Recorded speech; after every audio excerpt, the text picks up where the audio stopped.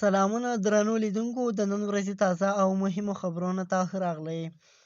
د خیبر پښتونخوا اسمبلۍ غونډه کې د پښتون قومي جرګې غوښتنې عیني ګرځول شوې دي. د خیبر پښتونخوا اسمبلۍ پر امنه توګه د پښتون قومي جرګې سرته په رسېدو د خوشحالۍ څرګندونې کړې دي او اسمبلۍ کې د موجودو سیاسي ګوندونو پارلماني مشرانو د جرګې غوښتنې عیني ګرځولې دي. د پښتون قومي جرګې په غوښتنو کې یوه دا غوښتنه هم شامل ده چې د پښتونخوا د قبایلي ضلعو وګړو ته د بجلي بیخي وړیا او نورو ضلعو اوسېدونکو ته د 1 یونټ په 500 روپۍ ورکول کېږي.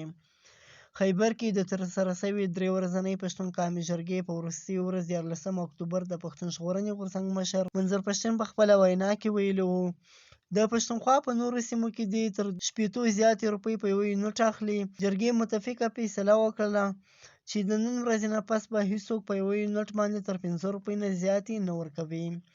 دغه فیصله کې ویلي شوي دي که چیرې د دې بدل کې د چا د بجلي د بندولو یا لوډ شیډینګ کوشش وکړو نو جرګه به د پښتونخوا نه نورو صوبو ته د بجلي د تارونو د پرې کولو بندوبست وکړي.